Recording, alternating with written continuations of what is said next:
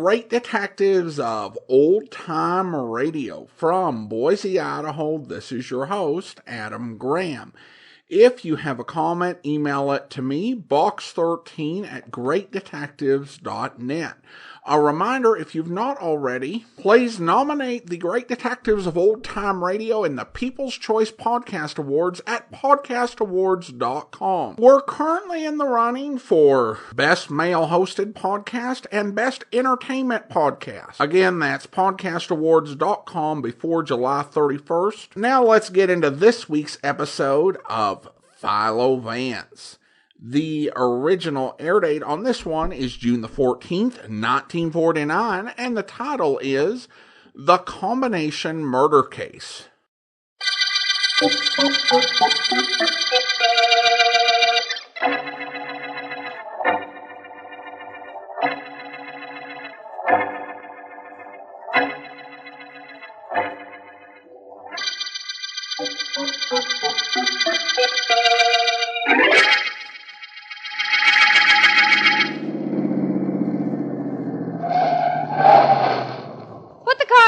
For me, Jonesy. All right-o, Miss Dixon, right-o. I'm finished with the lawn anyhow. Oh, Miss Dixon, that young David Allen is in the house. He's been waiting for you. I saw him come in. Let him wait. Do him good. I was a young fella. Gal didn't treat her fiancé like that, no, sir. Fiancé? You mean ex-fiancé? Well, in that case, I guess it's different. I didn't know. Neither did he till this morning. Where's he waiting? Inside somewhere, miss. I'll just put the car in the garage. Good enough. Take over, Jonesy. Yes'm. Been pushing a lawnmower all day. Now I get to have something push me.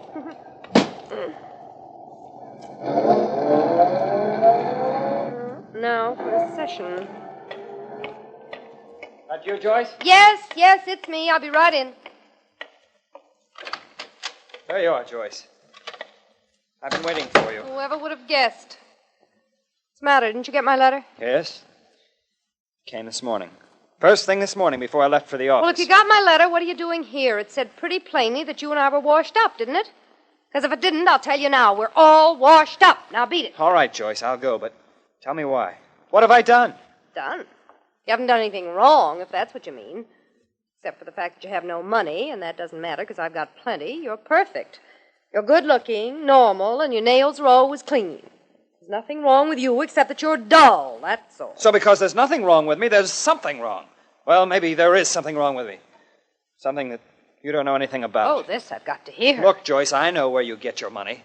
I know that you don't own an honest dollar. Why shouldn't you know that? You work for the man who takes care of my business. You realize that all I have to do is tell what I know about where your money comes from, and you'll go to jail. Oh, now we're getting around to blackmail, are we? Well, that's a point in your favor. I'd never tell unless you make me, unless you do what you said you were going to do in that letter. And then what? Then I'll see to it that I'm not the only one that's hurt.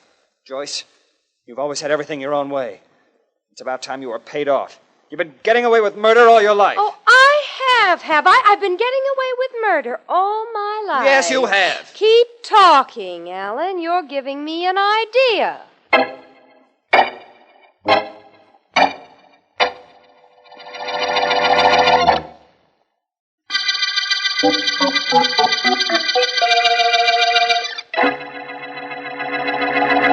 Good heavens, my boy, stop sitting at your desk mooning.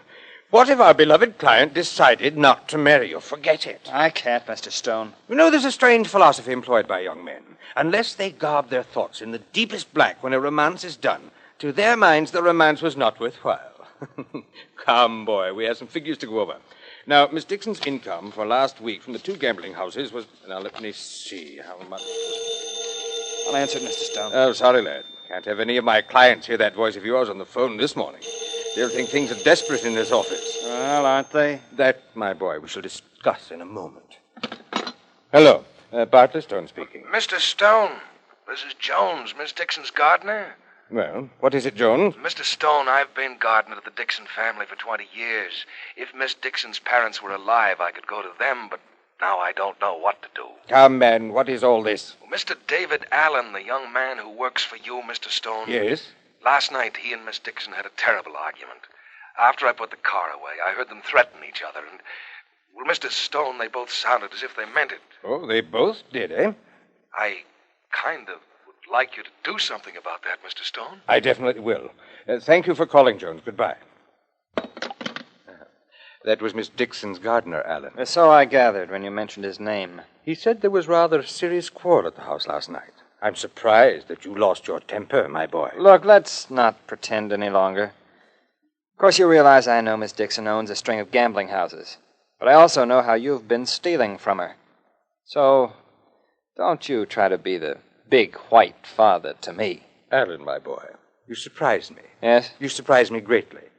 And in the light of your remarks, perhaps I might relieve poor Jones' mind. He begged me to do something about your threatening Miss Dixon. You know, Alan, I think Jones has something there.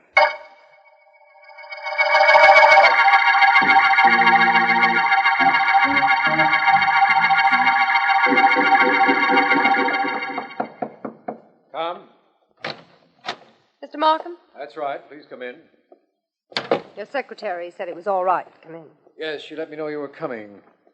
You're Miss Dixon. That's right, Joyce Dixon. All right to sit down? Please do. Allow me.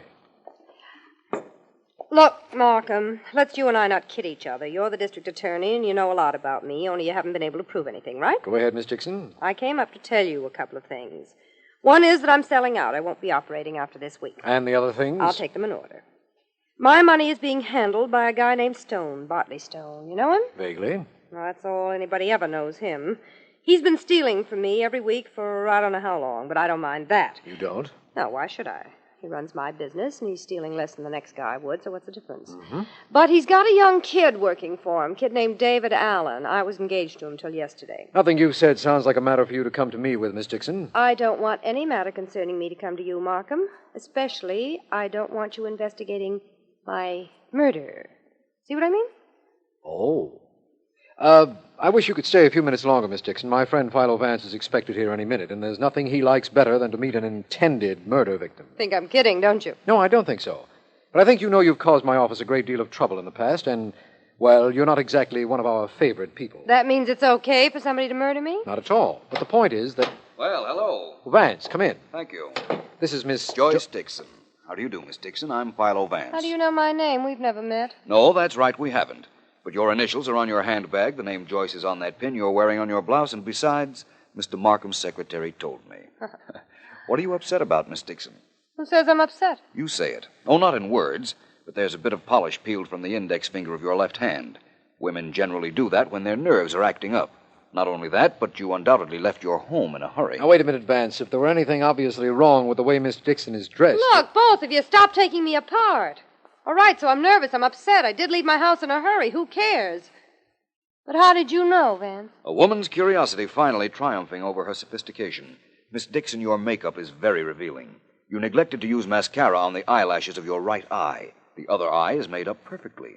Either you were too upset to realize what you had missed doing, or too much in a hurry to leave, or both. Okay, so it was both. Now let's stop this before you tell me what I had for breakfast. Look, Vance, I came up here to see Markham, but now that I get a look at you, I'd rather talk to you. Well, How'd you like to be my bodyguard? Professionally? What else? I'm sorry, but I'm not interested. Now, Markham, Let's say my escort. Well... I'm on a spot, Vance. Markham will tell you all about it. There are at least 2 guys who'd be happy to see me dead. And I've got an idea they're not the patient type. Miss Joyce, if what you really want is protection, the police will supply that. Skip it, Markham. I don't only want protection. I want Vance.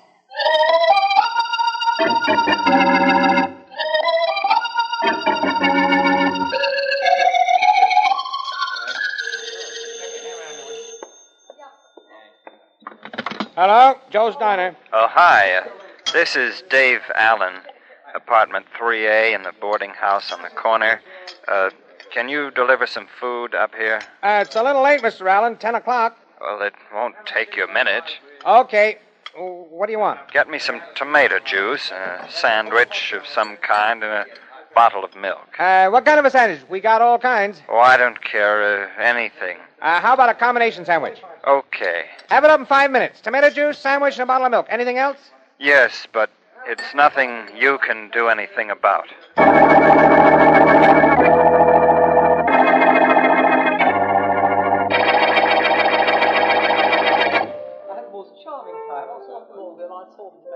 have your table in just one moment, Monsieur Vance. Thank you, Jacques. Well, Miss Dixon? Having wonderful time. Glad you are here. Thank you. The show you picked out was real good, Vance. And this joint is real classy. In any event, you have been safe all evening. That I have. Well, you've brought me up to date on your situation, Miss Dixon, but you haven't told me too much about your ex-fiancé, David Allen. How about that? But Dave, well, let's see. He's tall, blond, wears heavy glasses, eats only what's good for him, salads, stuff like that, drinks milk all the time, and wears 3-button suits, only he buttons all 3 buttons. You know the type? Quite well. Sounds rather conventional. Well, that in itself is enough for me to dislike the guy. Oh, here's the head waiter. Right this way, if you please, Monsieur Vance. I Thank think I have your Vance. table. Oh, Vance. Oh, excuse me just a moment, please. I'll be right there, Markham. Markham, wonder what he wants. Jacques, would you please escort the lady to my table? My pleasure, Monsieur. Don't be long, then. You should have enough conceit to believe that I'll want to hurry. Excuse me, please. This way, if you please, Miss Dixon. The table is right this way. What is it, Markham? Vance, I'm glad I found you. Your very efficient secretary told me you were here. A very efficient employer always gives her his itinerary, Markham. What's the matter? Vance, David Allen, the ex-fiancé of the young lady you've been escorting all evening, was found shot to death an hour ago. Really? Where? In his room. From what we can gather, he came in at 10 o'clock and immediately ordered something from a place called Joe's Diner on the phone. At 10:15, the man from the diner found the door open and Allen dead. Well, this started out as a pleasant evening. Now it's becoming an interesting one. I'm going to go to work on this case at once, Markham. And perhaps I'll get some food for thought at Joe's Diner.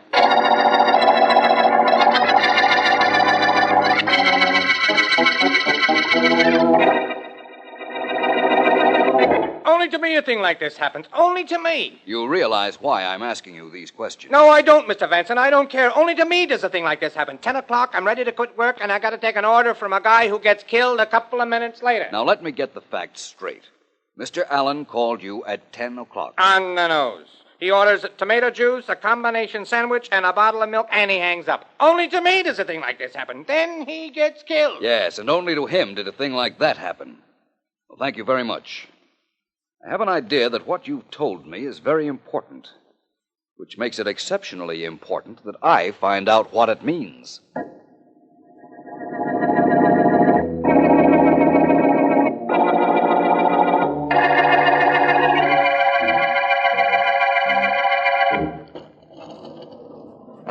Vance, there are too many things about this case I don't understand. No explanations yet, Markham.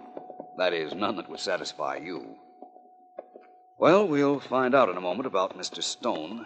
He's Miss Dixon's business manager, and David Allen worked for him. Yes. Now, let's hope he's at home. There's one way to find out. That's his apartment door. I see what you mean. I don't hear anything from inside, Vance. I don't either. You know, it is possible that Mr. Stone isn't at home, even though it is 2 a.m. Yes, it is. No question about it.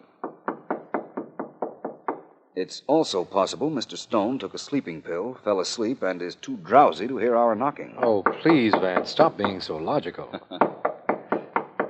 All right. I'm coming. Oh. Who is it making all that... Oh, the district attorney. Hello, Stone. This is Philo Vance. How do you do? At some other time, under some other circumstances, meeting the great Philo Vance would indeed be a pleasure. Gentlemen, I've been asleep. I've taken a sleeping pill. Vance figured as much, Mr. Stone, but we've got to come in and talk to you. Very well. Come in. But if I fall asleep, it won't be the company. You understand that, my friends. Neither the company nor the hour. Merely the pill I took. Please come in. Thank you. And now, gentlemen, what is it that I can... That undoubtedly must be for one of you. It can't be for me at this hour. Why not try answering it, Mr. Stone? Excellent idea. Hello? Hello, Bartley. Oh, Joyce. What is it you want at this time of night? Bartley, come over to my house at once before the police get here. My gardener, Jonesy's been murdered, and I've got to talk to you.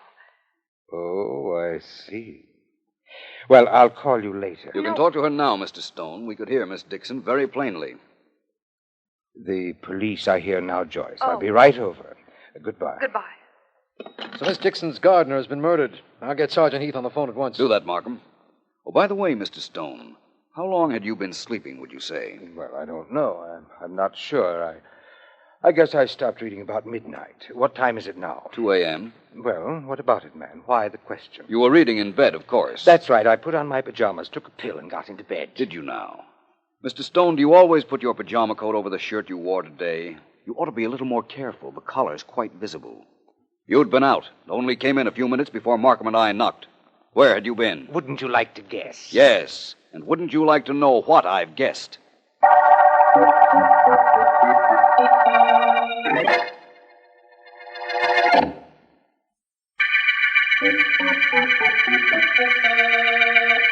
This is District Attorney Markham. Philo Vance says to call this the combination murder case. It opened with a completely conflicting situation. David Allen, former fiancé of Joyce Dixon, was found dead in his room at 10:15. And a nearby restaurant reported he had ordered a light snack at 10 o'clock. While the medical examiner is conducting his investigation, Vance and I have learned of the death of a man named Jones, Miss Dixon's gardener. My men report that Bartley Stone, business advisor to Miss Dixon, is at her home now. It is hours later. Now let me see, my dear. This is quite a problem. Quite a problem. I don't need you to tell me that. Listen, Bartley. I have an alibi for Dave Allen's death. I was with Vance. But I was at home when Jonesy was killed in his quarters. Why did you kill him, my dear? I kill him? Why should I kill him? I don't know. But if you didn't, why send for me? Now, look, Bartley, let's not get cute with each other. I don't want any investigations around me. I can't take them, and nobody knows that better than you. Well... You've got to do something for me. If anybody asks you any questions, you can tell them that you were with me. That you met me as soon as Vance left me at the Golden Eagle nightclub. You were with me for hours. Preposterous, my dear, preposterous. Vance and the district attorney were at my apartment when you phoned about Jones' murder. I've told you that. Yes, but you also told me that Vance figured you weren't asleep at all, but had just come in. Okay, so you admit you just came in. You were with me. That's all there is to it. I admit that sounds very good for you. Why should I lie? For you. For a very good reason, because I can send you to jail for mishandling my money if you don't. You can send me to jail? My dear, where do you think you'll be when you do? All I have to do is talk, you know. You won't talk, and you'll say what I told you to. Now, Joyce, put down that ashtray. Put it down. We can discuss this reasonably. You'll tell Vance you were with me, do you hear? Now, Joyce, listen. Keep away from me. You and I can make a deal. Put that ashtray down. You'll tell Vance we were together? No. You practically sent out an invitation for this, Bartley. You begged for it. No, don't. No.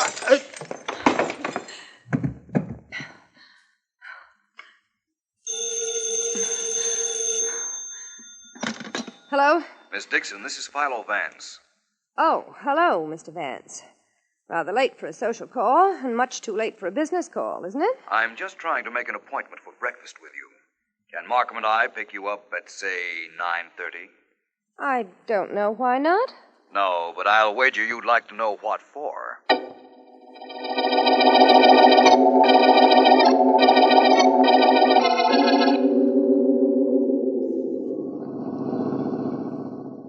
Now, Markham, please stop concentrating. It's a beautiful morning, and we're on the way to the home of a very definite suspect, Miss Joyce Dixon. Suspect in which murder, Vance? Both murders.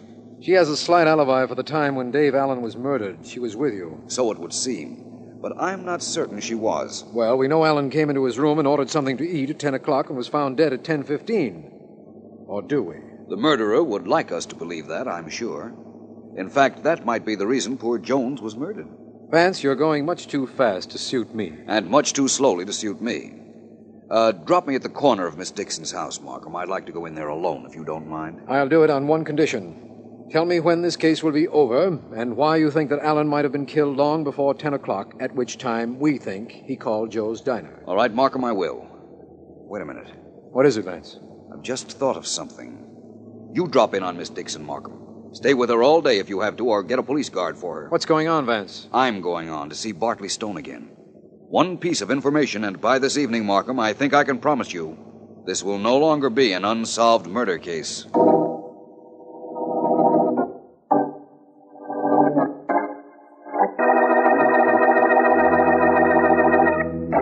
nasty cut on your head, Mr. Stone. What happened to you? An accident, Vance. I hardly imagined you'd done it on purpose. Mr. Stone, there's only one question I have to ask you. By all means, sir. By all means. I'm quite at your service. Thank you. You see, Mr. Stone, I believe that David Allen and the gardener were killed by the same murderer. And I think I know who that is. Oh? Oh. Tell me this one thing. Did you ever have dinner with Allen? Did you know anything about his personal habits? I didn't associate with my employees, Vance.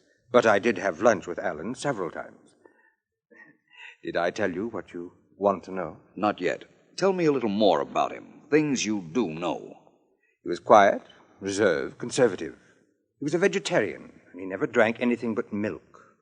Very healthy young man, sir. You'd think he'd have lived to be 100. Now, have I told you what you want to know? You most certainly have. And now I'll tell you something you might not want to know. By midnight tonight, you'll be in jail.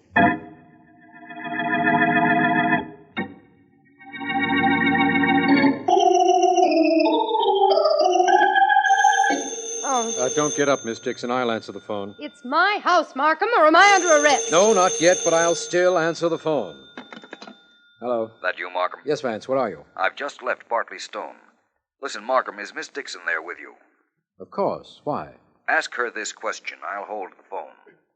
Ask her if Jones, the gardener, was ever in the house when David Allen was being served anything to eat.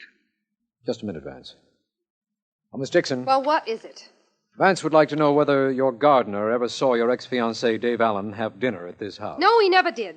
I didn't allow the gardener in the dining room. All right, so what does that make me, a snob? I don't know yet. Oh, Vance. Yes, Markham, I heard Miss Dixon. Tell her it doesn't make her a snob.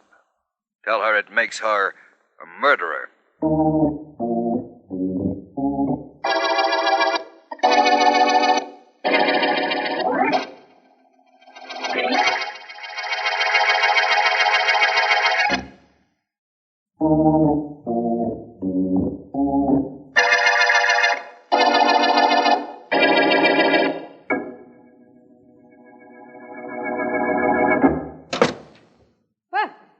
About time you got here, Vance. What's the idea of having me held here in my own house? That was my idea. It was to prevent you from killing anyone else, Miss Dixon. Oh, really? And just who am I supposed to have killed? Your ex-fiancé and your gardener, and I don't doubt that you might also try to kill Bartley Stone, which is one reason I thought I might have to confine him to jail for safekeeping. Philo Vance, the great mastermind. You stand there and tell me I murdered a man who was killed at 10 o'clock at night, while I was with you at 10 o'clock. Oh, brilliant deduction, Vance. Don't understand how you do it. David Allen wasn't killed at 10 o'clock. The police believed he was because of that phone call made to Joe's diner. Only Mr. Allen didn't make that call. Your gardener did. Oh, you were there and saw him, I suppose. I didn't have to be there. You see, your gardener picked up the phone at your orders, and he told Joe's diner to send him some food. But he included in that food something that told me the whole story. He included a combination sandwich. Very interesting. And that proves conclusively that I killed Allen. It doesn't sound as if it would, but it does. You see, a combination sandwich consists of ham and cheese. Allen was a vegetarian, but your gardener didn't know that. Allen would never have ordered a sandwich with meat in it. So Bartley Stone could have been the man making the call, establishing an alibi of his own. No? No. Stone knew that David Allen was a vegetarian, and he isn't the kind of man who'd forget. I'm not the kind of girl who forgets. You know, you really are brilliant, Vance. By the process of elimination, you figured I killed Allen, then killed my gardener so that he could never say he covered up for me. Exactly. And right now you're imagining you're going to kill me. No. It's more than imagination. I'm going to do it. Right now. Please put down that gun, Miss Dixon. Mine is pointing directly at you. Markham, where did you come from? I'll take that gun, young lady. And in answer to your question, I've been in the back of the drapes in this room. Vance asked me to be on hand. I'm very glad I did. Well, now you know I killed 2 men. I made the mistake of practically admitting it. Vance, what made you suspect me? Tell me that. It'll make me a little happier. What made me suspect you? Merely the fact that you wanted me around the night David Allen was killed. You wanted it to be known that you were with me at 10 o'clock, at which time you had your gardener presumably establish the time of death. It was a little too rigged. Didn't strike me right. That's fine. You get a hunch, I get a murder rap. Well, that's the way things go, I suppose. I'd like to know one thing, Miss Dixon. Why did you kill your ex-fiancé? He was going to turn rat. Tell what he knew about me. Just to convince me he wasn't such a goody-goody. And that was the end of him, even though he didn't know it at the time. Yes, Markham, that was the end of him. That also was the end of a faithful servant who tried to cover up a crime for Miss Dixon. And this is the end of the combination murder case.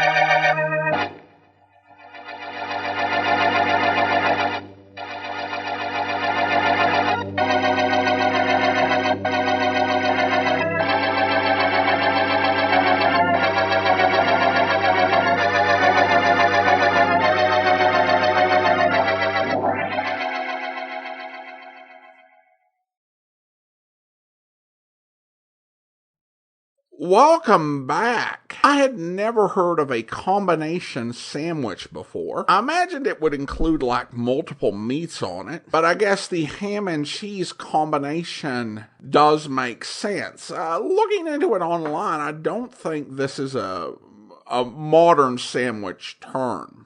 It is one of those interesting regional things in the United States, at least it used to be, where the names of very similar sandwiches would be very different based on the part of the country that you were from, whether you called a sandwich a hoagie or a sub sandwich. And there are probably a lot of differentiations. I would love a mystery where the detective deduces that the suspect is a liar based on how he describes a sandwich and it not being geographically appropriate to the background that's claimed. I've yet to see that clue, but I think it's a good one, or, probably for more of a vintage mystery. I don't know if there's a huge difference in the way sandwiches are referred to. Some of the national chains may have, changed people's ways of referring to sandwiches and made them more nationwide, so I am curious about that. But there was definitely a big difference in past generations. The motive, I have to admit, at least from a modern perspective, well, and maybe from perspective of someone back then who thought about it too hard, is a bit baffling. The ex-fiancé was going to show that he was not a goody two-shoes by going to the police and blowing the whistle on her. I'm going to show how much of a bad boy I am by going to the police and making a full statement. Of course, this does kind of tie in to a sort of a code of silence, of not informing, of not, as she put it in the episode, being a rat. It's this sort of idea that was in a lot of turn of the century literature, certainly going into the 1920s and then into some of the early gangster films that created this sort of stigma against going to the police, against informing. And you'll see a lot of efforts to counter program against that. Obviously, it still persists in many areas of the country for many reasons, though none related to 1930s gangster film. I actually think with everything we learned about the victim, his decision to date and propose to a racketeer was kind of out of keeping with the rest of his characteristics and actually suggests that there is more to him than his seemingly boring habits. So obviously we didn't get to explore that. I wonder how long Markham was waiting behind those drapes. Also, since Markham witnessed the confession, that he would end up prosecuting the case. He'd have to have an assistant do it. I do wonder how many cases he would have to step aside from prosecuting because he ended up being Philo Vance's sidekick. Not too many. He got into the physical action this week, I guess because the actor who plays Sergeant Heath just wasn't available for some reason. This is an interesting show as the cast does seem to vary with availability and have to work around that, with Markham seeming to take on more effort in the story than he really ideally should based on the availability of other actors. Also, why was the victim's boss dressed in his clothes and trying to disguise why he had been out? That's never explained, and if he didn't do anything wrong, it's really odd behavior.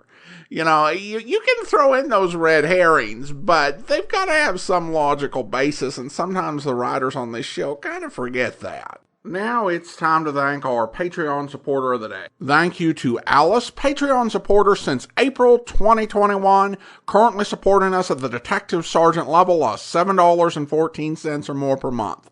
Again, thanks so much for your support, Alice, and that will actually do it for today. If you are enjoying this podcast on YouTube, be sure to like the video, subscribe to the channel, and mark the notification bell. We'll be back next Thursday with another episode of Philo Vance, but join us back here tomorrow for yours truly, Johnny Dollar. They're filled with understanding and with a lot of questions about the Beauregard establishment that still needed answering. I started to open the door of my car when I caught a flash of white at the corner of the coach house. Somebody had seen me and then tried to duck out of sight. I walked across the drive and moved quietly up to the corner. Evening, Lois. Can I help you with that? No, I was just going to burn some trash. Well, fine. Let me put it in the incinerator for you. No, please. Oh, it's no trouble. I'll just... Hey, have you sorted through this? There's something heavy inside these papers. Please, let me have it. You won't understand. Well, you're the first one around here who hasn't thought so. Lois! She sounds impatient. You better run along. I'll take care of this for you. No, please, you... Oh. I knew what it was already. And in a moment, I had it unwrapped. A .32 caliber revolver. And one chamber had been fired. Recently. Mr. Dollar? I slipped the gun in my pocket and shoved the papers into the incinerator. Mr. Dollar? Right here, Miss Beauregard. Oh, I saw your car was still in the driveway, and I... Just checking the layout of the grounds. I'm leaving now. I hope you'll be with us then. In the meantime, do send your comments to Box 13 at greatdetectives.net. Follow us on Twitter at Radio Detectives and check us out on Instagram, instagram.com/greatdetectives. From Boise, Idaho, this is your host, Adam Graham, signing off.